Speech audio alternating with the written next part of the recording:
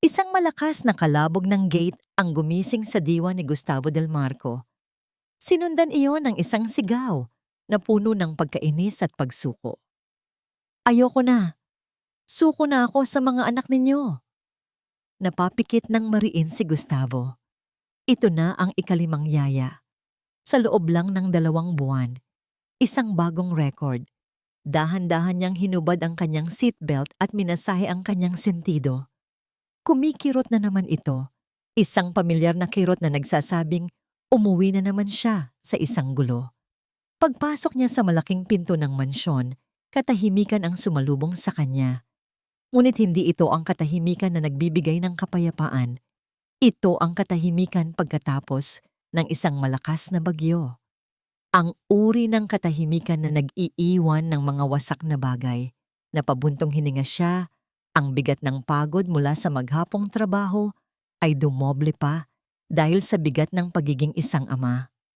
O sa kawalan niya ng kakayahan para maging isa. Niluwagan niya ang kurbata sa kanyang leeg. Pakiramdam niya ay sinasakal siya nito. Ang dating malinis at eleganteng sala ay isa ng larangan ng digmaan. May mga laruang nakakalat kung saan-saan. Ang mga una ng mamahaling sofa ay nasa sahig. May mantsa ng tsokolate sa puting carpet. Hindi niya pinansin ang mga yon. Naglakad siya ng diretso. Ang bawat hakbang ay tila mas bumibigat. Para saan pa ang lahat ng yaman na ito? Para saan pa ang isang CEO ng isang malaking kumpanya kung hindi niya kayang patinuin ang sarili niyang tahanan? Ang sarili niyang 3 anak? Ravi, Pietro, Eloa. Ang kanyang mga anghel, ang kanyang mga demonyo, ang 3 buhay na alaala ng babaeng pinakamamahal niya. Ang alaala ng araw na yon kung kailan siya naging ama at kasabay nito ay naging isang byudo. Tumigil siya sa paglalakad nang may marinig siya. Hindi ito iyak, hindi ito sigaw, isang halakhak. Mahina lang sa simula, ngunit totoo. Isang tunay na halakhak ng isang bata. Sinundan pa ng isa at isa pa. Napakunot ang noo ni Gustavo. Imposible. Ilang buwan na siyang hindi nakakarinig ng ganoong tunog sa loob ng bahay na ito. Sinundan niya ang pinanggagalingan ng tunog na nagmula sa direksyon ng kusina. Dahan-dahan siyang naglakad, halos hindi humihinga, na para bang anumang ingay mula sa kanya ay maaaring makabasag sa kung anumang hiwaga ang nangyayari. Pagdating niya sa pintuan ng kusina, natigilan siya. Hindi siya makapaniwala sa kanyang nakikita. Ang kusina, na madalas ay sentro ng kaguluhan, ay payapa. At sa gitna ng lahat, ang kanyang 3 anak na kambal, ang 3 maliliit na buhawi na sumira sa pasensya ng 5 propesyonal na yaya, ay nakaupo ng maayos sa kanilang mga upuan. Si Ravi, ang pinakamalikot, ay seryosong nagmamasa ng isang maliit na piraso ng dough. Si Pietro, ang pinakatahimik pero pinakamapili, ay nakangiting gumagamit ng cookie cutter na hugis bituin. At si Eloa, ang kanyang nag-iisang prinsesa na may pinakamalakas na iyak, ay may bahid ng harina sa kanyang ilong habang pumapalakpak. Sa harap nila, nakatalikod sa kanya ay isang babae. Payat ito, nakasuot ng simpleng uniforme ng katulong. Mahinahon ang bawat galaw nito habang ginugulong ang mas malaking dough sa ibabaw ng mesa. Hindi niya ito pinapagalitan, hindi niya ito sinisigawan, hindi niya ito tinatakot. Nandoon lang siya, kasama nila. Amoy bagong lutong bipsikut, amoy kapayapaan. Naramdaman ni Gustavo na parang nawala ang kirot sa kanyang ulo. Napalitan ito ng matinding pagtataka, pagkamangha. Sino ang babaeng ito? Ang alam niya, isang bagong tagalinis ang kinuha ng kanyang sekretarya kahapon. Tagalinis lang, hindi yaya, hindi isang miracle worker. 20 minuto. 20 minuto lang pala ang kailangan para gawin ang imposible. Hindi pera, hindi mga laruan, hindi mga tablet, kundi isang simpleng babae at mga biskwit na gawa sa harina. Dahan-dahan siyang humakbang papasok. Tumunog ang kanyang sapatos na katad sa sahig na gawa sa marmol. Natigil sa pagtawa ang mga bata. Natigil sa pagmamasa ang babae. Dahan-dahan itong lumingon sa kanya. Simple lang ang mukha nito, walang kolorete, ngunit may kakaibang kinang sa mga mata nito. Isang halo ng pagod at ng isang kalungkutang hindi niya maintindihan. Tiningnan siya nito, pagkatapos ay ang mga bata, at muling ibinalik ang tingin sa kanya. Isang maliit na ngiti ang sumilay sa mga labi nito. Isang nangiting tila humihingi ng paumanhin. Ngunit hindi galit ang naramdaman ni Gustavo. Hindi inis. Isang tanong lang ang nabuo sa kanyang isipan. Isang tanong na puno ng pagkalito, desperasyon, at isang maliit na hibla ng pag-asa. Sino ka? Naramdaman ni Taina ang pag-atras ng dugo mula sa kanyang mukha nang marinig ang tanong ng lalaki. Sino ka? Ang boses nito ay malalim at may awtoridad. Ang boses ng isang taong sanay na laging nasusunod. Ang boses ng kanyang boss. Si Sir Gustavo Del Marco. Agad siyang yumuko at pinunasan ng kanyang mga kamay na may harina sa kanyang apron. Pasensya na po, sir. Ako po si Taina Rivera. Ako po yung bagong tagalinis. Kinabahan siya. Baka isipin nito ay pinapakialaman niya ang mga bata. Baka isipin nito ay lumalagpas siya sa kanyang trabaho. Iyon ang unang araw niya. Baka yun na rin ang maging huli. Ngunit hindi galit ang nakita niya sa mga mata ni Gustavo, kundi pagkalito. Isang pagkalitong halos kamukha ng pagkamangha. Paano mo ginawa ito? Tanong ulit ni Gustavo. Ang boses niya ay mas mahina na ngayon. Iginuhit ng kanyang kamay ang payapang eksena sa kusina. 5 yaya na ang sumuko sa kanila, mga profesional. Pero ikaw, paano? Napatingin si Taina sa 3 bata na ngayon ay tahimik na nakatingin sa kanilang ama. Nakita niya ang kislap ng takot sa kanilang mga mata.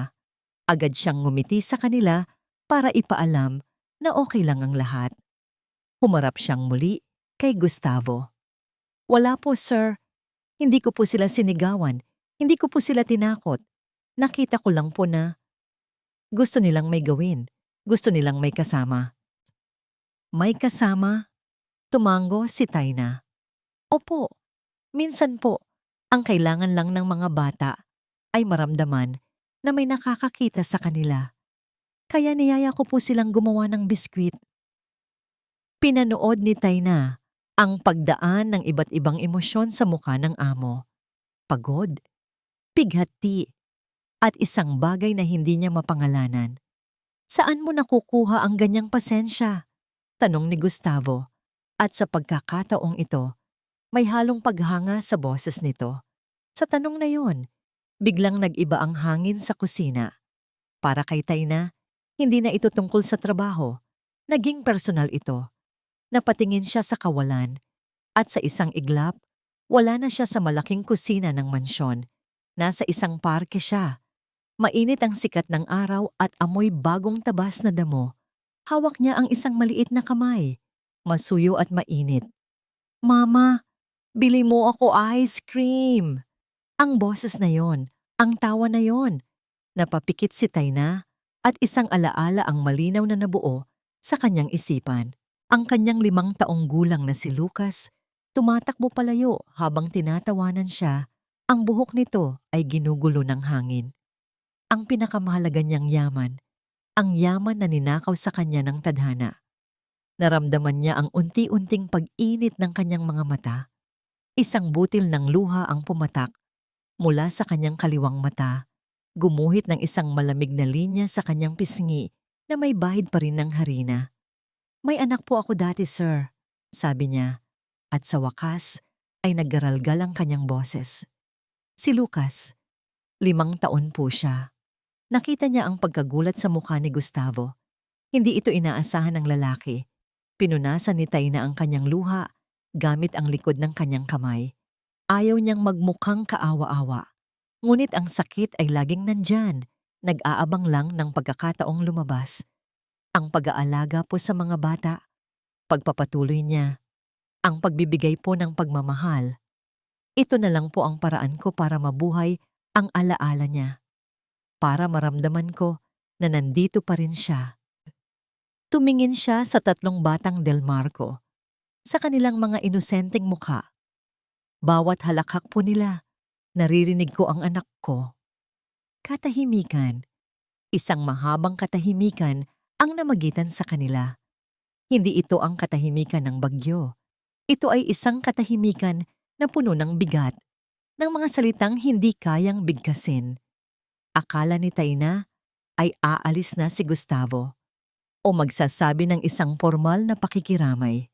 Ngunit hindi.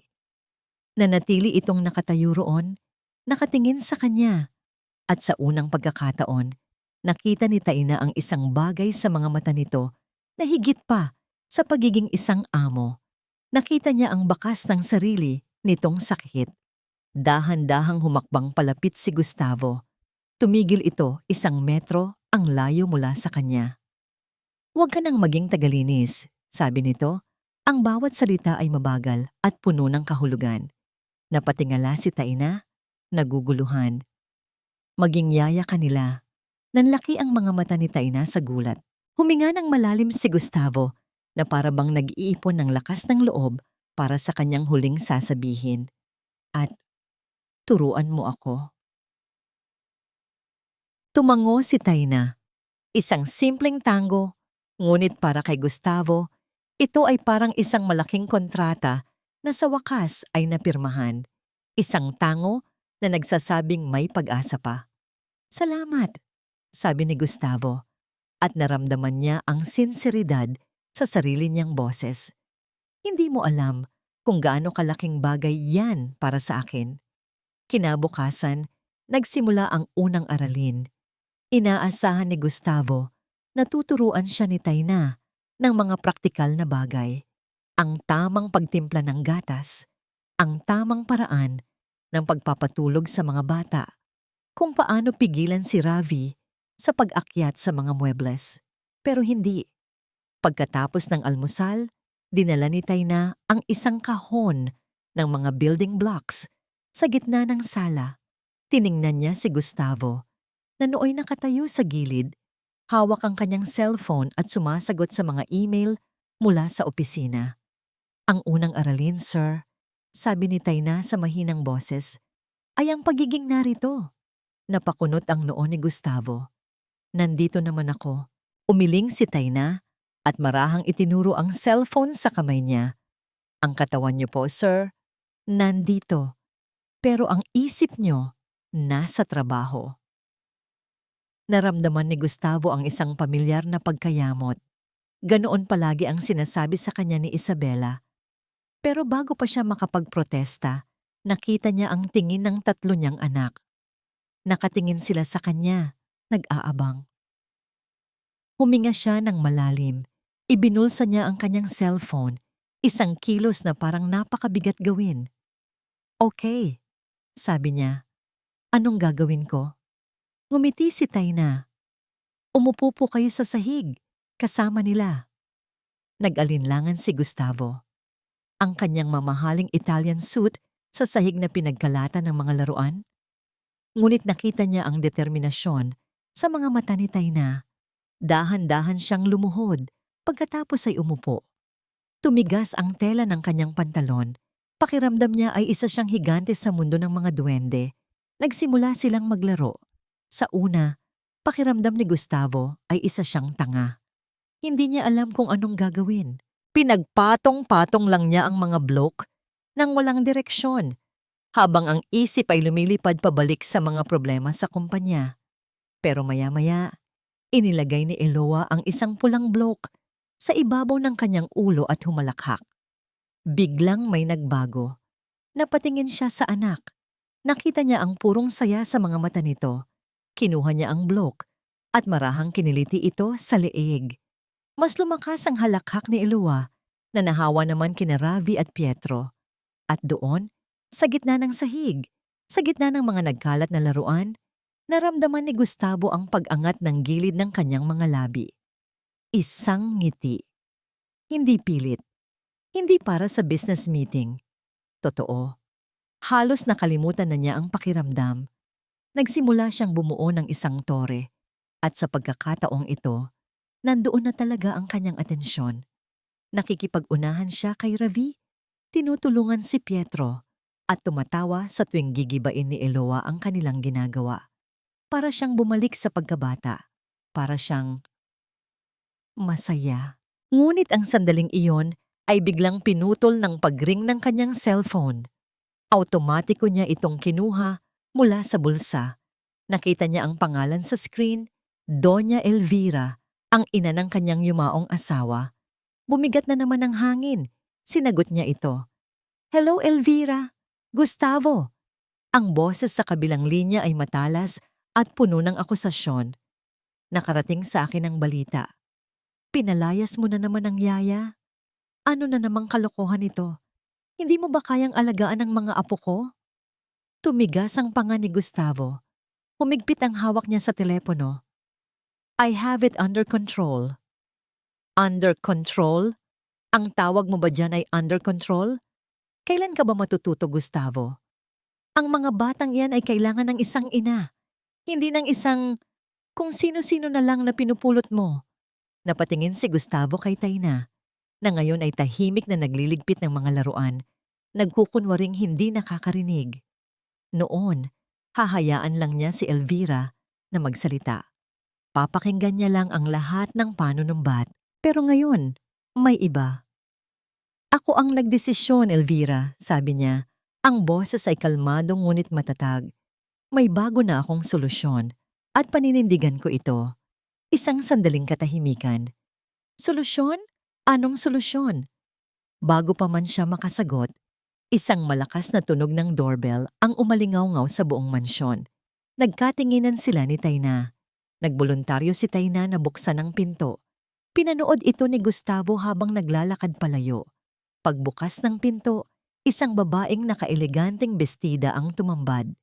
Matangkad, maputi, at ang mga mata ay kasing talim ng kutsilyo. Si Doña Elvira. Tiningnan ni Doña Elvira si Tayna mula ulo hanggang paa. Ang mga mata ay puno ng paghamak at pandidiri. Isang ngisi ang sumilay sa mga labi ng matandang babae. "At sino ka namang hampas lupa ka?" Hampas lupa. Parang isang sampal ang salitang yon sa pandinig ni Tayna. Naramdaman niya ang pag-init ng kanyang mga pisngi. Sa buong buhay niya, ngayon lang siya nakatanggap ng ganoong kababang tingin mula sa isang tao. Bago pa man siya makasagot, narinig niya ang mga yabag ni Gustavo sa likuran niya. "Elvira," sabi ni Gustavo. Ang boses ay malamig at formal. Siya si Tayna Rivera, ang bagong yaya ng mga bata. Hindi pinansin ni Doña Elvira ang sinabi ng manugang. Sa halip ay dire-diretso itong pumasok sa mansyon na para bang pag-aari niya ang lugar. Tiningnan niya ang mga building blocks na hindi pa naliligpit ni Tayna sa sahig. Umiling-iling ito, ang mukha ay puno ng pagkadismaya. Isang malaking basurahan. Bulong nito, sapat lang para marinig ni Tayna. "Ginawa ninyong basurahan ang pamamahay ng anak ko." Naramdaman ni Tayna ang pagkuyom ng kanyang mga palad. Gusto niyang sumagot. Gusto niyang sabihin na ang mga laruang iyon ang dahilan ng unang totoong ngiti na nakita niya sa mga labi ni Gustavo. Ngunit pinigilan niya ang kanyang sarili. Sumunod siya sa matandang babae, papasok sa sala.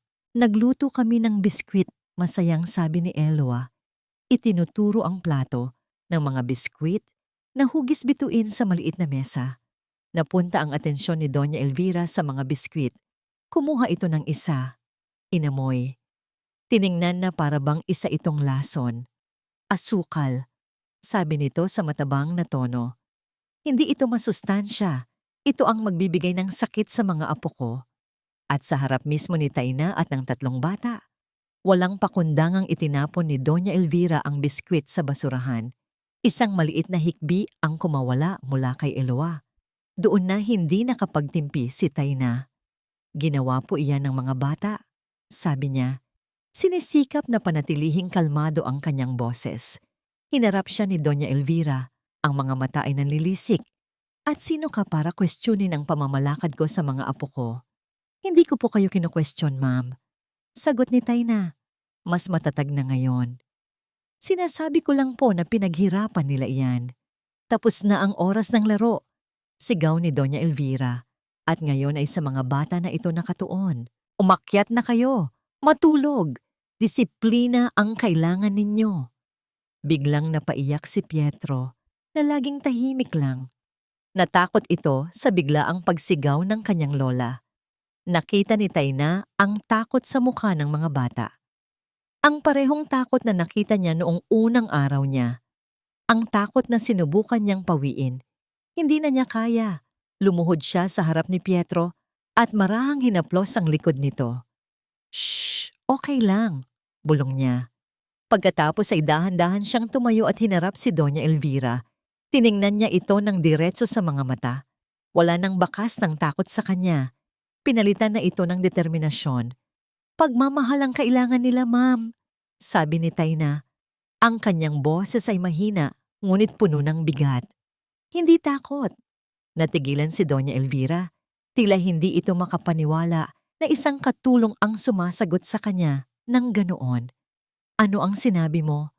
Bago pa man makasagot si Tayna, isang boses ang pumagitna sa kanila. Narinig mo siya, Elvira? Si Gustavo. Nakatayo siya sa may pintuan. Ang mga braso ay nakakrus sa kanyang dibdib. Ang mukha ay seryoso at hindi matinag. Tama na. Gulat na napatingin si Doña Elvira kay Gustavo. Ipinagtatanggol mo ang babaeng yan. Isang katulong. Ipinagtatanggol ko ang kaayusan sa bahay ko. Sagot ni Gustavo. Humakbang siya palapit at tumayo sa tabi ni Tayna. At si Tayna ang nagbigay ng kaayusang yon. Kung hindi mo kayang igalang ang mga patakaran ko sa sarili kong pamamahay, malaya kang umalis. Ang mga salita ni Gustavo ay parang isang pader na biglang itinayo sa pagitan nila. Hindi makapaniwala si Doña Elvira. Tiningnan niya si Gustavo. Pagkatapos ay si Tayna. Isang malamig at mapanganib na kislap ang dumaan sa kanyang mga mata. Isang mapait na ngiti ang gumuhit sa kanyang mga labi. Sige, sabi nito sa nanggigigil na boses. Tumalikod ito at naglakad palabas. Ngunit bago ito tuluyang mawala sa pinto, huminto ito at lumingon kay Gustavo. Tingnan natin kung hanggang kailan magtatagal ang pagtatanggol mo sa kanya, Gustavo. Tingnan natin. At tuluyan na itong umalis, nag-iwan ng isang banta na nanatili sa hangin. Mas mabigat at mas nakakatakot kaysa sa sigaw. Nang umalis si Doña Elvira, isang mabigat na katahimikan ang bumalot sa mansyon. Nawala ang sigaw, nawala ang banta, ngunit naiwan ang tensyon na halos nahihipo sa hangin. Pinatulog ni Tayna ang mga bata, na tila pagod na pagod sa lahat ng drama. Si Gustavo naman ay nagkulong sa kanyang opisina. Gabi. Ang buong bahay ay tahimik na, ngunit hindi makatulog si Gustavo. Ang mga salita ni Elvira ay umuulit-ulit sa kanyang isipan. Tingnan natin kung hanggang kailan. Bumaba siya para kumuha ng isang basong tubig. Umaasang papawiin nito ang apoy na nag-aalab sa kanyang dibdib. Ngunit pagdating niya sa dilim ng sala, natigilan siya. May isang anino na nakaupo sa may bintana. Si Tayna. Niyakap nito ang kanyang mga tuhod, nakatingin sa labas, sa hardin na naliligo sa liwanag ng buwan. Sa kamay nito ay isang maliit at kupas ng larawan. Dahan-dahan siyang lumapit, ayaw itong gulatin. Hindi ka rin makatulog? Bahagyang nagulat si Tayna at mabilis na itinago ang larawan, ngunit nakita na ito ni Gustavo. Pasensya na po, sir. Babalik na po ako sa kwarto ko. Huwag. Mabilis na sabi ni Gustavo. Umupo siya sa sofang malapit dito. Manatili ka muna, kung okay lang sa'yo. Tumango lang si Tayna. Ilang sandali silang hindi nagsalita. Parehong nakatingin sa labas. Salamat, basag ni Gustavo sa katahimikan.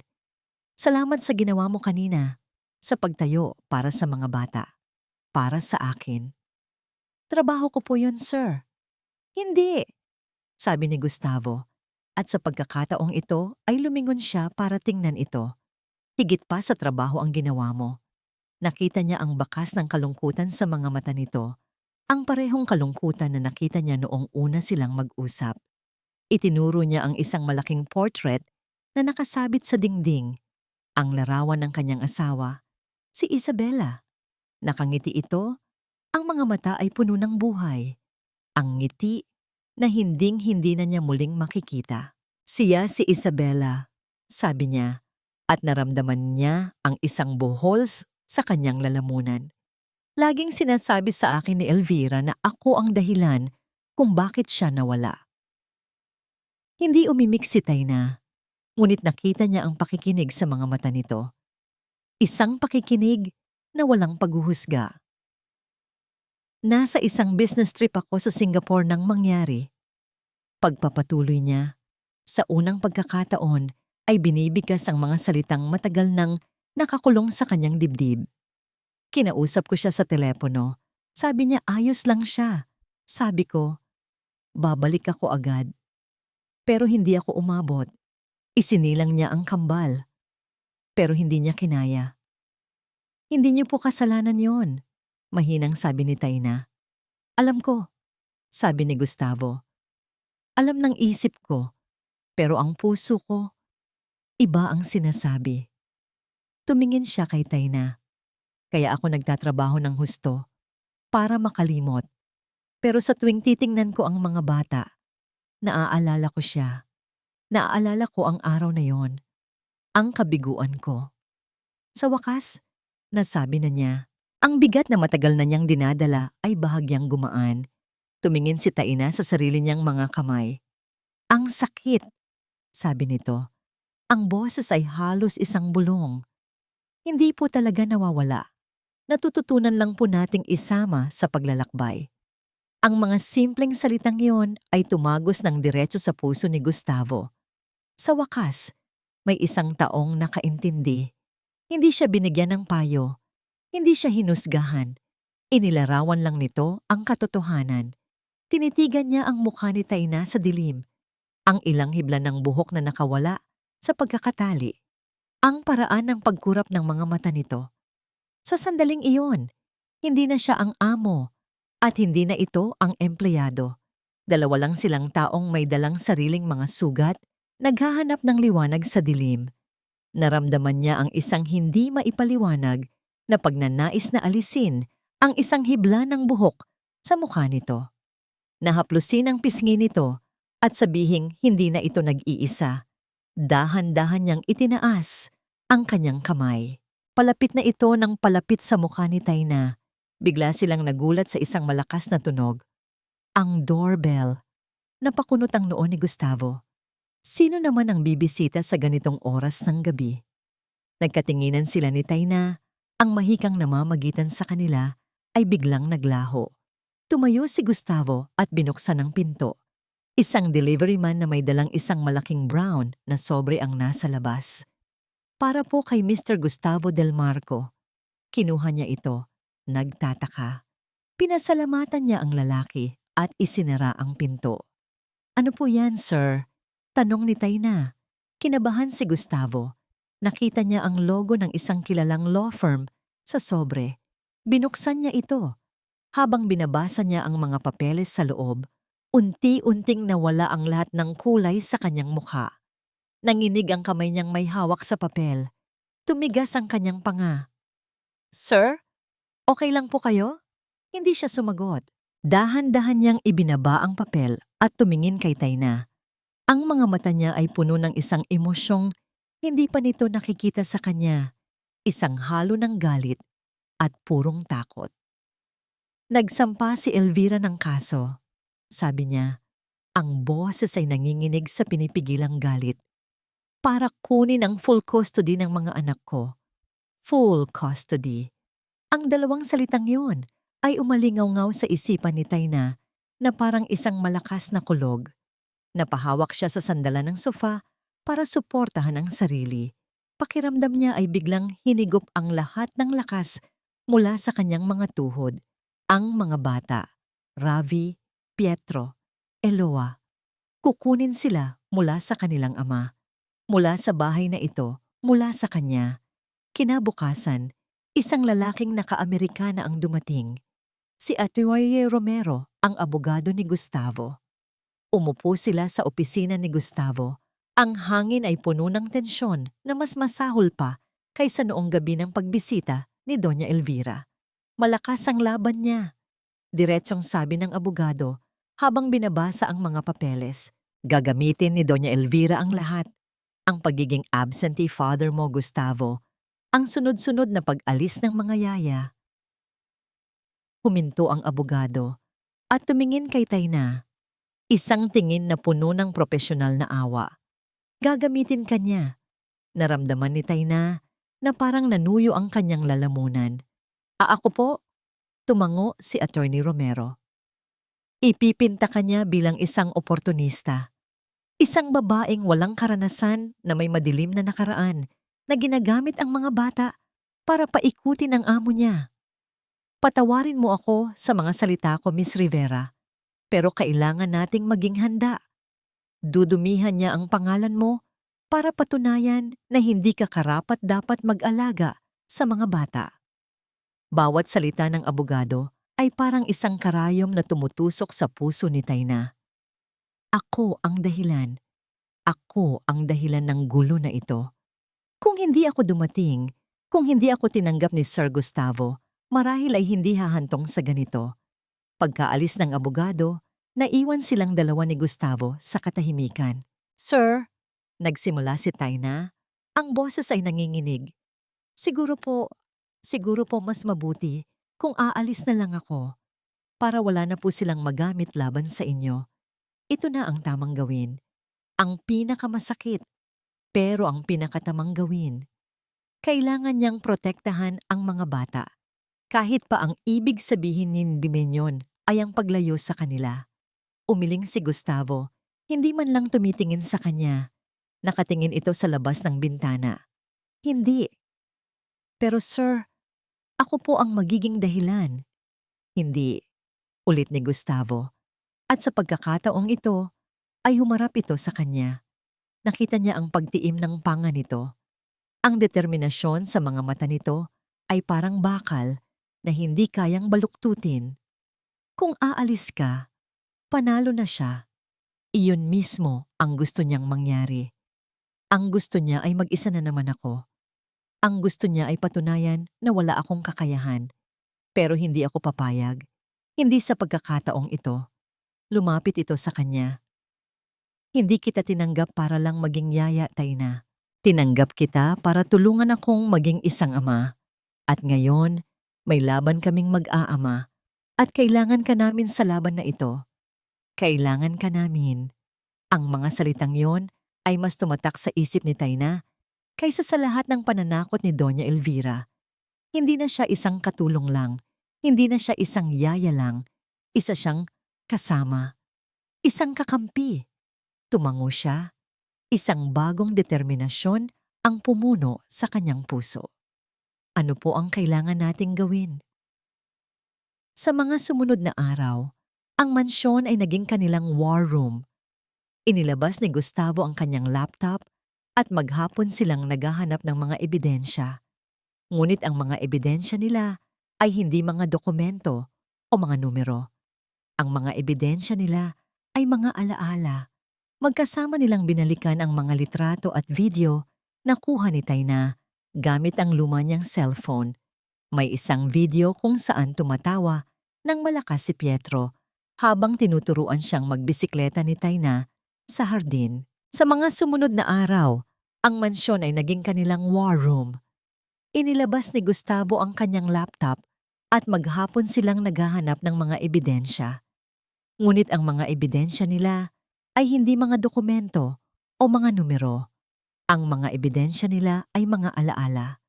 Magkasama nilang binalikan ang mga litrato at video na kuha ni Tayna gamit ang luma niyang cellphone. May isang video kung saan tumatawa ng malakas si Pietro habang tinuturuan siyang magbisikleta ni Tayna sa hardin. Sa loob ng ilang buwan, iyon ang unang beses na narinig ni Gustavo ang tawa ng kanyang pinakatahimik na anak. May isang litrato kung saan magkayakap ang tatlong bata habang binabasahan sila ni Tayna ng kwento bago matulog. Ang kanilang mga mukha ay payapa, walang bakas ng gulo o kalikutan, at may isang larawan na lihim na kinunan ni Gustavo. Si Tayna at si Eloa na parehong may harina sa mukha, magkatabing gumagawa ng biskwit sa kusina. Ang eksenang nagpabago ng lahat. Bawat larawan, bawat video ay isang patunay. Isang patunay na ang bahay na ito ay hindi na isang malamig na mansyon, kundi isang tahanan. At si Tayna, ang puso ng tahanang iyon. Habang naghahanap sila, naramdaman ni Tayna na hindi na lang ito trabaho para sa kanya. Hindi na ito simpleng pagtulong sa kanyang amo. Ipinaglalaban niya ang isang pamilya na unti-unti na niyang itinuturing na sarili niya. Isang gabi, habang inaayos nila ang mga folders sa laptop, kailangan tumawag ni Gustavo kay Attorney Romero. Lumabas siya ng opisina para humanap ng mas magandang signal. Naiwan si Tayna sa loob. Habang naghihintay, narinig niya ang boses ni Gustavo mula sa hallway. Hindi niya sinasadyang makinig, ngunit sapat lang ang lakas ng boses nito para marinig niya ang ilang salita. "Hindi ko alam kung anong gagawin ko, Ramon," sabi ni Gustavo sa abogado. Ang boses nito ay puno ng pagod at isang emosyon na hindi pa naririnig ni Tayna dati. Isang uri ng desperasyon. Pero isa lang ang sigurado ko. Huminga ito ng malalim. Hindi ko sila kayang palakihin kung wala siya. Tumagos ang mga salitang yon sa puso ni Tayna na parang isang mainit na kutsilyo. Hindi dahil sa kilig, kundi dahil sa bigat. Ang bigat ng tiwala na ibinibigay sa kanya ng isang lalaking halos isinara na ang pinto sa buong mundo. Nang bumalik si Gustavo sa opisina, nagkunwari siyang walang narinig. Ngunit alam niya, may nagbago na sa loob niya. Handa siyang harapin kahit si Doña Elvira, kahit ang buong mundo, para sa pamilyang ito. Ngunit hindi nila alam na si Doña Elvira ay may sarili ng plano. At ang unang atake nito ay darating hindi sa korte, kundi sa paraang pinakamadumi at pinakamabilis. Kinabukasan, habang nag-aalmusal, tumunog ang cellphone ni Gustavo. Isang notification mula sa isang sikat na news app. CEO Gustavo Del Marco, may bago ng kinahuhumalingan. Napakunot ang noo ni Gustavo at binuksan ang link. At doon, sa screen ng kanyang telepono, isang malaking larawan ang bumungad sa kanila. Isang larawan na kuha mula sa malayo, malabo, ngunit malinaw kung sino ang mga nandoon. Si Gustavo at si Tayna. Nakatayo sila malapit sa isa't isa sa hardin, nakangiti. At ang anggulo ng kuha ay nagmukhang sobrang lapit nila sa isa't isa. Sa ilalim ng larawan, ang headline ay mas masakit pa. Yaya o bagong pag-ibig, ang misteryosang babae sa buhay ng biyudong milyonaryo. Nabitawan ni Tayna ang kutsarang hawak niya. Ang ingay ng pagbagsak nito sa sahig ay ang tanging tunog na bumasag sa nakakabinging katahimikan sa loob ng kusina. Isang ugat ang pumintig sa sentido ni Gustavo. Humigpit ang hawak niya sa kanyang cellphone, sapat na para halos mabasag ang screen nito. Galit. Isang pamilyar na galit na nararamdaman niya sa boardroom kapag may pumapalpak na deal. Ngunit ito ay iba. Mas personal, mas marumi. "Sir," narinig niyang bulong ni Tayna. Tumingin siya rito. Nakita niya ang takot sa mga mata nito, ang pagkahiya. Ang mukha nito ay kasing putla ng gatas na hindi pa naiinom ng mga bata. At sa isang iglap, ang galit ni Gustavo ay nagkaroon ng direksyon. Hindi ito galit sa media, hindi ito galit sa chismis. Ito ay galit para kay Elvira. Tumayo siya. "Manatili ka lang dyan," sabi niya kay Tayna. Ang boses ay kalmado, sa paraang nakakatakot. Kinuha niya ang kanyang telepono at naglakad papunta sa kanyang opisina. Isinara niya ang pinto. Unang tawag sa kanyang legal team. May isang online article. Sabi niya, walang paligoy-ligoy. "Gusto kong mawala iyan sa internet sa loob ng 1 oras," Hanapin ninyo kung sinong ahensya ng paparazzi ang kumuha ng litrato. Bilhin ninyo ang ahensya. At pagkatapos ay sibakin ninyo sa trabaho ang litratista. Pagkatapos ay ang pangalawang tawag, kay Doña Elvira, sinagot nito sa pangalawang ring pa lang, na para bang nag-aabang. Gustavo, hiho, nakita mo na ba ang balita? Nakakahiya. Huwag mo akong tawaging hiho. Malamig na sagot ni Gustavo. Alam kong ikaw ang may pakana nito, Elvira. Itigil mo na. Isang tawa ang narinig niya mula sa kabilang linya. Isang tawang malamig at walang saya. Ako? Gustavo? Bakit mo ako pinagbibintangan? Nag-aalala lang ako para sa'yo, para sa mga apo ko. Baka nakakalimutan mo, may reputasyon kang inaalagaan. Ang pangalan ng pamilya, Del Marco. Ang alaala ni Isabela. Bawat salita ay isang patalim. Huwag mong gamitin ang pangalan ni Isabela sa dumi ng laro mo, mariing sabi ni Gustavo. Nag-aalala lang ako na baka ang babaeng yan ay may tinatago. Sagot ni Elvira, ang boses ay nagbabalat kayo ng pag-aalala. Isang simpleng probinsyana na biglang napunta sa isang mansyon. Mag-ingat ka, Gustavo. Baka isang araw ay pagsisihan mo ang lahat. At ibinaba nito ang telepono. Naiwan si Gustavo na nakatitig sa kawalan. Ang mga salita ni Elvira ay nag-iiwan ng lason sa hangin. May tinatago. Bumalik siya sa kusina. Si Taina ay naroon pa rin, nakatayo, nakayuko, na para bang pasan niya ang buong mundo. Dahan-dahan siyang lumapit. Pasensya na po, sir.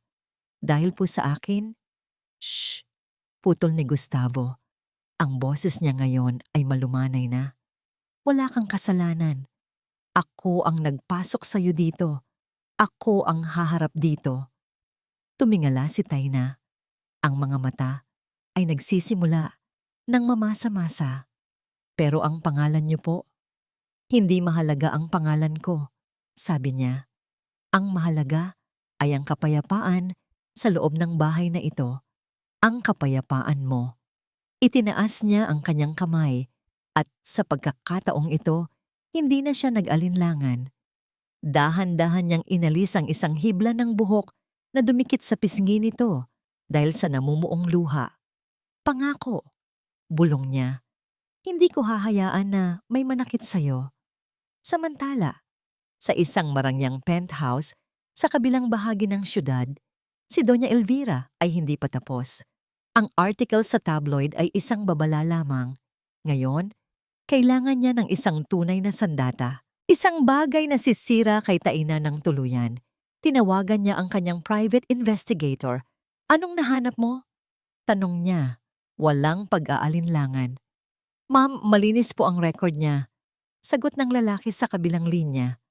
Walang criminal record. Walang utang. Simple lang po talaga ang buhay niya. Imposible, sigaw ni Elvira. Lahat ng tao ay may tinatagong baho. Maghanap kang mabuti. Isang trahedya, isang eskandalo sa pamilya, kahit ano.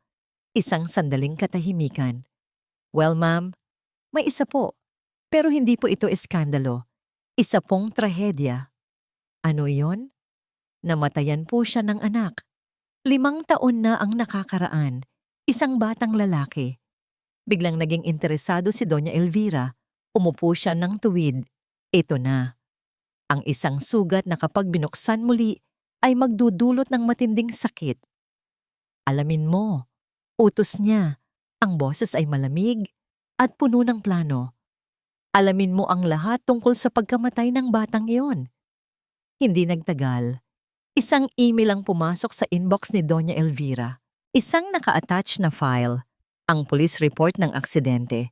Binuksan niya ito. Ang mga mata ay mabilis na hinahanap ang mga detalye. Lucas Rivera, 5 years old, victim, vehicular accident. Ngunit hindi iyon ang nakakuha ng kanyang atensyon.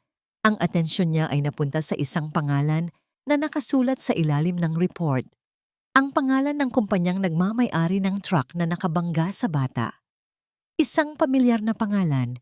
Isang malamig at sakim ng ngiti, ang unti-unting gumuhit sa mga labi ni Doña Elvira habang binabasa niya ang pangalan ng kumpanya. Del Marco Corporation. Ang mga sumunod na araw ay ang pinakapayapa sa buhay ni Taina. Nawala ang mga tawag ni Doña Elvira, nawala ang mga article sa internet. Ang tanging natira ay ang ginintuang hapon sa hardin, ang amoy ng damo, at ang halakhak ng mga bata. Pinapanood ni Taina si Gustavo habang tinutulak nito sa duyan si Elwa. Wala itong hawak na cellphone, wala itong blankong ekspresyon sa mukha. Nakangiti ito, at ang ngiti nito ay umaabot sa kanyang mga mata habang pinapanood ang pagtawa ng kanyang anak. Sa isang sulok, si Ravi at Pietro naman ay nagtatayo ng isang kastilyo gawa sa buhangin, at sa pagkakataong ito, hindi sila nag-aagawan. Napangiti si Taina. Sa wakas, pakiramdam niya ay nasa isang tahanan siya.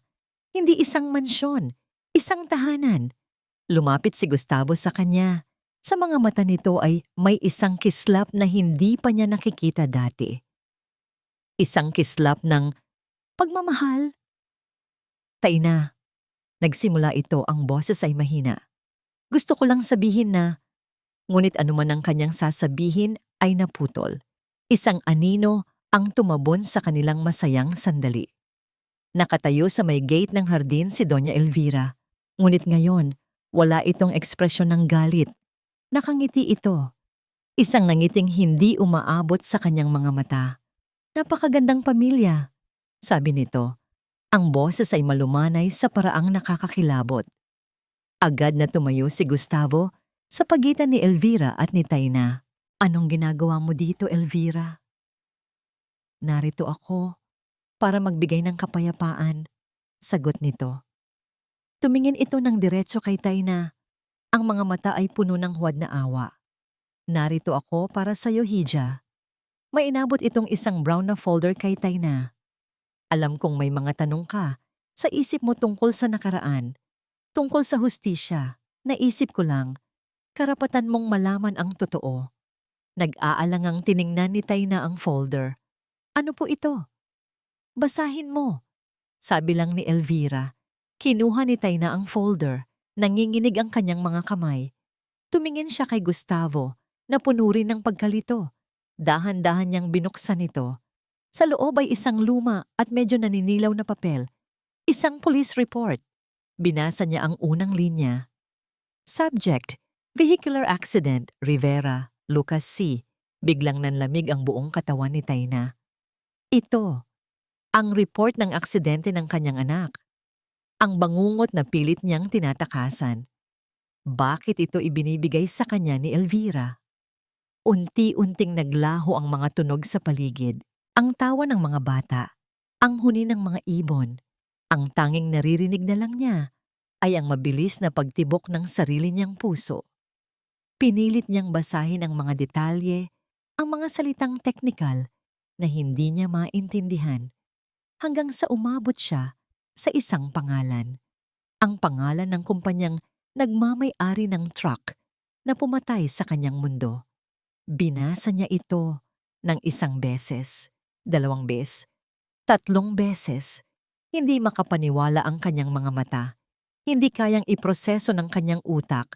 Del Marco Corporation, Del Marco, Gustavo Del Marco. Bumagsak ang folder mula sa kanyang mga nanginginig na kamay. Ang mga papel ay ikinalat ng hangin sa damuhan. Dahan-dahan siyang nag-angat ng tingin. Tumingin siya kay Gustavo, sa lalaking nagturo sa kanya kung paano muling umasa, sa lalaking nagbigay sa kanya ng isang bagong pamilya, sa lalaking... Ang mukha nito na puno ng pag-aalala ay biglang nagbago sa kanyang paningin.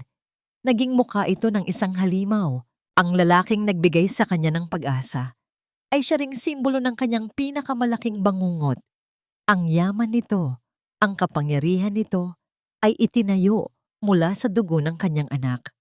Naramdaman niya ang isang punyal na biglang isinaksak sa kanyang puso at inikot.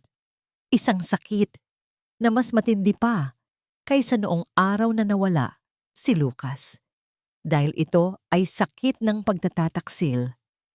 Taina? Anong problema? Tanong ni Gustavo. Hahakbang sana palapit. Umiling si Tayna, umaatras palayo. Ang mga luha ay sunod-sunod na pumatak mula sa kanyang mga mata, ngunit hindi ito mga luha ng lungkot. Ito ay mga luha ng galit at pagkasuklam. Halimaw ka! Isang pabulong na sigaw, puno ng sakit, puno ng pait. At tumalikod siya, tumatakbo, tumatakbo palayo sa kanya, palayo sa mga bata, palayo sa kasinungalingan na akala niya ay totoo. Iniwan niya si Gustavo na nakatayo sa gitna ng hardin, tulala. Hawak ang isang piraso ng papel na kinalat ng hangin, lubos na walang kamalay-malay sa kasalanang bigla na lang ipinataw sa kanya. Nakatayo si Gustavo sa gitna ng hardin, tulala. Ang mga salita ni Tayna ay umuulit-ulit sa kanyang isipan na parang isang sirang plaka. Halimaw ka, halimaw ka. Ang hangin ay kinalat ang mga papel mula sa folder. Kinuha niya ang isa, isang formal na dokumento. Police report. At doon, nakita niya ito. Ang pangalan ng kanyang kumpanya, nakalimbag sa itim na tinta, nakakonekta sa isang krimen, sa isang trahedya, isang bagay ang pumutok sa loob ni Gustavo. Hindi ito galit, hindi ito pagkalito, ito ay yelo. Isang malamig na takot na gumapang sa kanyang mga ugat. Tumakbo siya papasok ng mansyon, hindi pinapansin ang mga nag-aalalang tanong ng mga kasambahay. Dumiretso siya sa kanyang opisina at isinara ang pinto ng malakas. Ang unang tawag. Sa kanyang head of legal, isang aksidente. 5 taon na ang nakalipas. Isang truck ng isa sa ating mga subsidiary. May namatay na bata. Rivera ang apelyido. Gusto kong malaman ang lahat. Ngayon na. Hindi na niya hinintay ang sagot. Ang pangalawang tawag. Sa kanyang head of security. Hanapin niyo si Tayna Rivera. Huwag niyo siyang takutin. Huwag niyo siyang lapitan. Gusto ko lang malaman kung nasaan siya at kung ligtas siya. Intindihin niyo, ang kaligtasan niya ang pinakamahalaga. Sa loob ng 1 oras na parang 1 taon, nagkulong si Gustavo sa kanyang opisina. Nagpabalik-balik siya sa paglalakad na para bang isang hayop na nakakulong sa hawla. Ang bawat segundo ng paghihintay ay isang pagpapahirap. Tumunog ang telepono. Ang kanyang legal team. Sir, sabi ng abogado. Ang boses ay maingat. Kinumpirma po namin. May nangyari ngang ganoong insidente. Isang minor settlement ang ginawa para maiwasan ang anumang masamang publisidad. Standard procedure po, sir. Standard procedure. Ang 2 salitang yon ay sumampal sa kanya ng mas malakas kaysa sa sigaw ni Elvira. Standard procedure. Ang pagtatakip sa pagkamatay ng isang bata. Ang pagbabayad para sa katahimikan. Ang pagwasak sa buhay ng isang babae. Standard procedure. Ito ang imperyong itinayo niya. Isang imperyong malamig, walang kaluluwa at nabahira ng dugo. Dugo ng anak ng babaeng minamahal niya. Halimaw ka. Ngayon, naintindihan na niya. Tama si Tayna. Isa siyang halimaw na nagtatago sa likod ng mamahaling suit at ng pangalang Del Marco. Ngunit hindi na ngayon. Tinawagan niya muli ang kanyang abogado. Sino ang mga taong direktang may kinalaman sa settlement na yon? Ibinigay ng abogado ang 3 pangalan. Lahat sila, sabi ni Gustavo. Ang boses ay walang emosyon, ngunit puno ng bigat ng isang pinal na hatol, ay tanggal na sa kumpanya. Effective immediately. I-escort niyo sila palabas ng building. Ayokong makita pa ang anino nila sa Del Marco Corporation. Ibinaba niya ang telepono. Iyon ay simula pa lamang. Dumating ang impormasyon kung nasaan si Tayna. Nasa isang maliit na apartment sa isang masikip na lugar sa Tondo. Nakikitira sa isang malayong kamag-anak. Hindi siya nag-atubili. Hindi siya nag-isip. Sumakay siya sa kanyang kotse at nagmaneho mag-isa. Ang mga maluluwang na kalsada ng Forbes Park ay naging makikitid na eskinita. Ang mga mansyon ay naging mga dikit-dikit na bahay. Lumabas siya ng kotse, ang mamahalin niyang sapatos ay tumapak sa maputik na daan. Natagpuan niya ang apartment, Kumatok siya sa pintong kinakalawang. Ang nagbukas ay isang matandang babae. Ngunit sa likod nito, nakita niya si Taina. Nakatayo sa gitna ng isang maliit na sala. Payat, maputla. Ang mga mata ay namumugto. At ang kinang na dati niyang hinahangaan ay wala na. Napalitan ito ng isang blangkong sakit. Naglakad si Gustavo papasok. Tumayo siya sa harap nito. Walang mga salitang namutawi sa kanyang bibig. Walang patawad. Walang sorry. Dahil alam niya, walang salita ang sapat para punan ang 5 taon ng sakit at kawalan ng hustisya. Inimbestigahan ko, sabi niya sa wakas, ang boses ay basag. Totoo ang lahat. Nakita niya ang bahagyang paggalaw ng balikat ni Taina, isang tahimik na paghikbi. Hindi ko alam. Pagpapatuloy niya. Pero hindi yon isang excuse. CEO ako ng kumpanya. Responsibilidad ko pa rin ang lahat ng ginagawa nito. Tumingin siya ng diretso sa mga mata nito. Hinahayaan itong makita ang lahat ng sakit at pagsisisi na nararamdaman niya. Wala akong karapatang humingi ng tawad, pero may isang bagay kang dapat malaman. Isang bagay na totoo. Sa gitna ng lahat ng kasinungalingang ito, huminga siya ng malalim. Mahal kita, Taina. Inilapag niya ang isang folder sa ibabaw ng isang maliit na mesa. Bago pa man makapagsalita si Taina, nagsalita na siyang muli. Hindi nito maibabalik ang anak mo. Sabi niya, ang boses ay nanginginig. Ang laman ng folder ay ang mga plano para sa isang foundation na itatayo niya sa pangalan ni Lucas. Isang parke, isang palaruan para sa mga batang katulad niya. Ito ay para lang hindi siya makalimutan. At sa mga salitang iyon, tumalikod si Gustavo. Naglakad siya palabas ng pinto, palabas ng buhay nito, nag-iwan ng isang huling pag-amin at isang desisyon na nasa mga kamay na ni Taina. Ang araw ng huling pagdinig sa korte ay dumating. Nakatayo si Taina sa harap ng bintana ng maliit na apartment. Hawak ang isang kupas na larawan ni Lucas. Sa labas, umuulan. Ang bawat patak na tumatama sa salamin ay parang isang luhang hindi na niya kayang ilaba. Nasa ibabaw pa rin ng mesa ang folder na iniwan ni Gustavo. Binuksan niya ito kanina. Sa loob, hindi lang mga plano para sa isang foundation. Nandoon din ang katibayan na tinanggal na ni Gustavo ang lahat ng opisyal na nagtakip sa kaso ng kanyang anak. Isang formal na public apology mula sa Delmarco Corporation. At isang sulat kamay, hindi ko hinihiling ang kapatawaran mo. Hinihiling ko lang ang kapayapaan mo. Napapikit siya. Mahal kita, Taina. Ang mga salita ay umuulit-ulit sa kanyang isipan. Isang matamis na lason. Paano mo mamahalin ang isang halimaw? Paano mo mamahalin ang simbolo ng iyong pinakamalaking sakit? Ngunit habang tinitingnan niya ang larawan ni Lucas, isang ibang alaala ang pumasok sa kanyang isipan. Ang halakhak ni Pietro, ang yakap ni Elwa, ang seryosong mukha ni Ravi habang nagtatayo sila ng toring buhangin. 3 batang walang kasalanan. 3 batang nangangailangan ng ina. At isang amang nagkamali. Isang amang ngayon palang natututong magmahal. Ano ang gagawin ni Lucas kung nandito siya? Magagalit ba siya? O yayakapin niya ang mga batang naging kapatid na niya sa puso? Alam niya ang sagot. Itinuro niya sa kanyang anak ang pagmamahal, hindi ang pagkamuhi. Isang desisyon ang nabuo sa kanyang puso.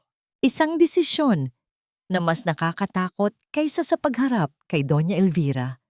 Ngunit isang desisyon na alam niyang tama. Sa loob ng korte, ipinipresenta na ng abogado ni Doña Elvira ang kanyang mga huling argumento.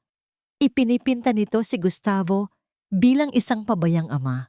Isang taong mas inuuna ang negosyo kaysa sa sariling mga anak.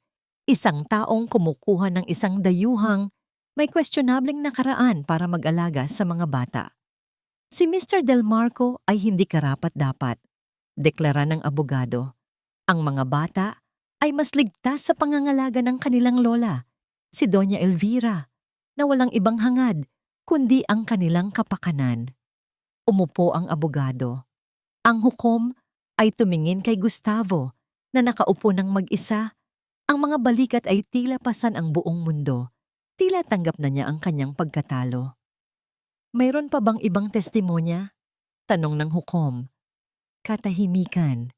At bigla, bumukas ang malaking pinto sa likod ng korte. Lahat ay napalingon. Nakatayo doon si Tayna.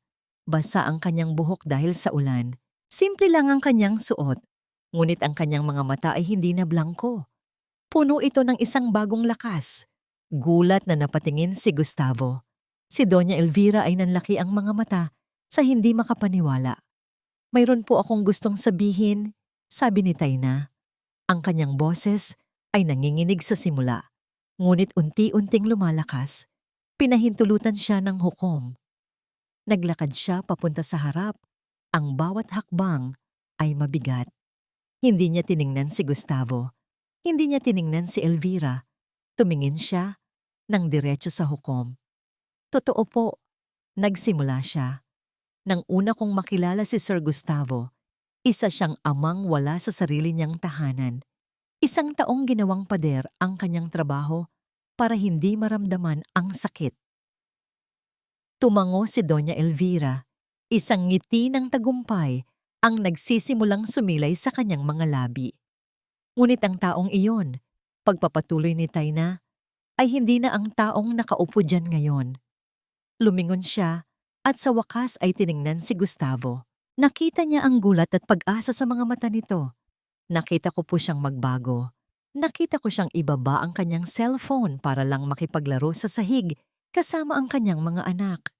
Nakita ko siyang ngumiti ng isang totoong nanggiti sa unang pagkakataon. Nakita ko siyang harapin ang isang nakaraang hindi niya alam na kasalanan niya at ginawa niya ang lahat para itama ito kahit alam niyang hinding-hindi na maibabalik ang nawala. Huminga siya ng malalim. Ang mga bata po ay hindi nangangailangan ng perpektong magulang. Ang kailangan po nila ay isang magulang na naroroon. Isang magulang na handang magbago. At iyon po si Gustavo Del Marco. Isang luhang pumatak mula sa mata ni Tayna. Ngunit ngayon, hindi na ito luha ng sakit. Ito ay luha ng pagpapalaya. At ako, sabi niya, ako po ang babaeng may questionableng nakaraan. Ako po ang babaeng nawalan ng anak dahil sa isang kumpanyang hindi ko alam ay pag-aari pala niya. Pero ako rin po ang babaeng tinuruan niya kung paano muling magtiwala. Ako rin po ang babaeng minahal ng kanyang mga anak na parang tunay na ina. Katahimikan ang bumalot sa korte. Ang mga salita ni Tayna ay tumagos sa puso ng lahat. Wala nang nagawa si Doña Elvira. Ang kanyang kaso na itinayo sa kasinungalingan at pagkamuhi ay gumuho sa harap ng katotohanan at pagpapatawad. Makalipas ang ilang buwan, sikat ang araw sa isang bagong bukas na parke. May mga bata na tumatakbo, nagtatawanan. Sa gitna ng parke ay isang malaking arko na may nakasulat, Lucas Rivera Memorial Playground. Sa ilalim ng isang puno, nakaupo sa isang kumot si Gustavo, Tayna, at ang tatlong kambal. Naghahanda sila ng isang picnic. Hindi na sila amo at yaya. Hindi pa sila mag-asawa. Sila ay isang bagay na mas simple at mas totoo. Sila ay isang pamilya, isang pamilyang nabuo mula sa mga durog na piraso ng nakaraan. Inabutan ni Gustavo si Tayna ng isang sandwich. Nagtama ang kanilang mga kamay. Isang kuryenteng dumaloy sa pagitan nila. Pamilyar, ngunit bago. Hinawakan ni Gustavo ang kamay ni Tayna at hindi na binitawan. Handa ka na bang bumuo ng mga bagong alaala? Tanong niya. Ang boses ay puno ng pangako. Tumingin si Tayna sa kanya. Pagkatapos ay sa tatlong batang masayang naglalaro sa parkeng ipinangalan sa kanyang anak. Ang sakit ay naroon pa rin. Isang peklat na hinding-hindi na mawawala. Ngunit ngayon, meron ng puwang para sa saya. May puwang na para sa pag-asa. Ngumiti siya. Isang tunay na ngiti mula sa puso. sa unang pagkakataon sa loob ng napakatagal na panahon. Kasama ka, oo.